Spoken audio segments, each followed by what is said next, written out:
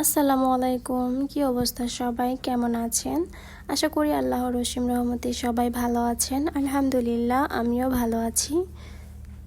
চলে এলাম আবারও আপনাদের মাঝে নতুন আরও একটি ভিডিও নিয়ে। আমি আশা পলাশ লাইফস্টাইল ব্লগে আপনাদের সবাইকে আরও একবার স্বাগত। এটা হচ্ছে আবিহার বাবা যেদিন চলে যায় তো ওই দিনের ভিডিও। এই ভিডিওটা হচ্ছে বেশ কিছুদিন আগের, তো ভিডিও আস্তে আস্তে আপলোড করছি। তো সকালে ঘুম থেকে উঠে ফ্রেশ হয়ে বিছানা গুছিয়ে নিলাম। এরপর হচ্ছে আবিহার বাবা যাওয়ার টাইমে কিছু জিনিস নিয়ে যাবে, তো ওইগুলো এবার গুছানোর পালা। তো এখানে কিছু পিঠা, আচার, চানাচুর, তো সব কিছু যেমন আনন্দ নিয়ে এসেছিল, যাওয়ার বেলায় কষ্টটাও ঠিক তেমন। 12টার দিকে বের হবে, তো ওই দিন শুক্রবার ছিল, তো এয়ারপোর্টে গিয়েই হচ্ছে নামাজ পড়বে। এই জন্য হচ্ছে একটু আগেই বের হবে। রাতে হালকা পাতলা গুছানোর পরেও আবার সকালবেলাও ব্যাগটা সুন্দর করে গুছিয়ে নিচ্ছে। আবিহার বাবার যেতে 3 দিন লাগবে, তো এখানে যেগুলো শুকনো খাবার তো ওগুলোই নিয়েছে, চানাচুর, জিরে ভাজি, কিছু তেলে ভাজা পিঠা। তো এখানে সব খাবারের আইটেম, সেমাই, তো সব কিছু নিয়েছি এই ব্যাগটাতে। খাবারের যত আইটেম আছে তো এগুলো। আসার টাইমেও ব্যাগ গুছানো নিয়ে তাড়াহুড়া, আবার যাওয়ার বেলাতেও ব্যাগ গুছানো নিয়ে তাড়াহুড়া। তাড়াহুড়ার কোনো শেষ নেই জীবনে।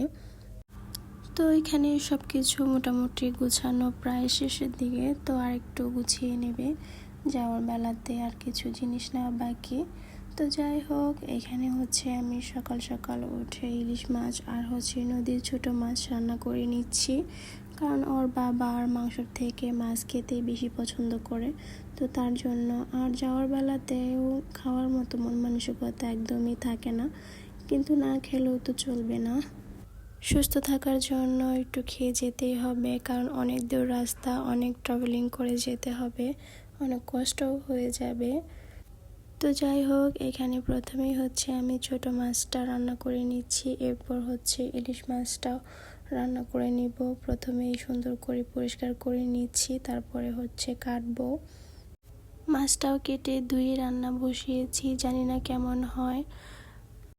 রান্না করতে বরাবর আমার ভালোই লাগে, কিন্তু এখন তো আর বাবা চলে যাবে, মন মানসিকতা একদমই ঠিক নেই, তো জানি না খেতে কেমন লাগে। এই তো এখানে হচ্ছে আমার ছোট মাছটা হয়ে গিয়েছে, এখন ইলিশ মাছটাও বসিয়ে দিয়েছি, হয়ে যাবে কিছুক্ষণের মধ্যেই। তো খাওয়া দাওয়া করে একটু রেস্ট নিয়ে নেবে।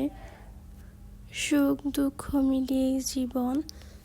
লং ডিস্টেন্স রিলেশনশিপে আমার একদমই পছন্দ না। ছোটোবেলা থেকেই আমার আত্মীয় স্বজন, বাবা সবাই দেশের বাইরে থাকে, দূরে থাকে ফ্যামিলিকে রেখে। তো ফ্যামিলিগুলো অনেক কষ্ট করে, যারা দেশের বাইরে থাকে তারাও অনেক কষ্ট করে। যাই হোক, যেতে তো হবেই পরিবারকে ভালো রাখতে। তার এই পরিশ্রম আমাদের এই ঘরটাকে আলোকিত করে। তার এই পরিশ্রমের জন্যই আমরা ভালো থাকতে পারি। দূরত্বতার মাঝেও খারাপ লাগলেও থাকতে হবে। বিদায় জানানো কঠিন, কিন্তু তার এই স্বপ্ন পূরণের জন্য এই যাওয়া প্রয়োজন। আল্লাহ যেন সমস্ত প্রবাসীদেরকে ভালো রাখে, তার সাথে সাথে আমার বাবা, হাজব্যান্ড সবাইকে যেন ভালো রাখে। এই তো এখানে আমি সব রান্না শেষ করে গাজরের হালুয়া রান্না করে নিচ্ছি। গাজরের হালুয়া আবিহার বাবার অনেক পছন্দের একটি খাবার। প্রথমে হচ্ছে ঘি দিয়ে সুন্দর করে গাজরটাকে ভেজে নিয়েছি, তো এর মধ্যে চিনি, অল্প কিছু সামান্য লবণ আর হচ্ছে বাদাম, কিশমিশ, তো এগুলো দিয়ে সুন্দর করে নেড়ে চেড়ে নিচ্ছি। তো তারপর এর মধ্যে দিয়ে দিচ্ছি দুধটা শুকিয়ে যাওয়ার পর এর মধ্যে দিয়ে দিচ্ছি গুঁড়ার দুধ আর সামান্য একটু ঘি। তো এটা দিয়ে সুন্দর করে পানি শুকানো অবধি নেড়ে চেড়ে নিব। তো এই হচ্ছে ফাইনাল লুক। খেতে অনেক মজা হয়েছিল। তো আবিহার বাবা বলল যে অল্প কিছু দিয়ে দাও বক্সে করে, তো আমি এটা পরে খেয়ে নিব।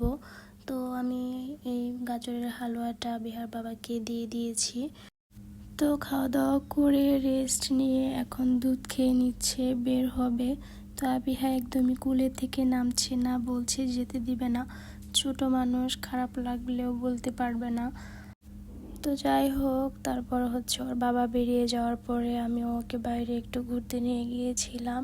তো কেক খেয়েছে। তো এরপর হচ্ছে আবিহার বাবা আমার ভাগিনাকে বলেছিল যে আবিহার জন্য বিরিয়ানি নিয়ে যেতে। ও কাচ্চি বিরিয়ানি খুবই পছন্দ করে। তো এখানে হচ্ছে ওর জন্য কাচ্চি বিরিয়ানি আনা হয়েছে। তো রাতে এটা খাবে। এরপর হচ্ছে আমার ভাইও এসেছিল এক্সাম দিতে। তো আমরা দুপুরে সবাই খেয়েছি, আবিহাও খেয়েছিল। তো তারপরে ওর জন্য আবার রেখে দিয়েছিলাম। তো সন্ধ্যায় হচ্ছে আমার ভাইকে এখানে কলা, জেলি তো দিয়ে ব্রেড দিয়ে স্যান্ডউইচের মতো করে দিয়েছি, কফি বানিয়ে দিয়েছি। তো এটা খাচ্ছে। তো আজকের ভিডিওটা এই পর্যন্তই। সবাই ভালো থাকবেন, সুস্থ থাকবেন। আল্লাহ হাফেজ।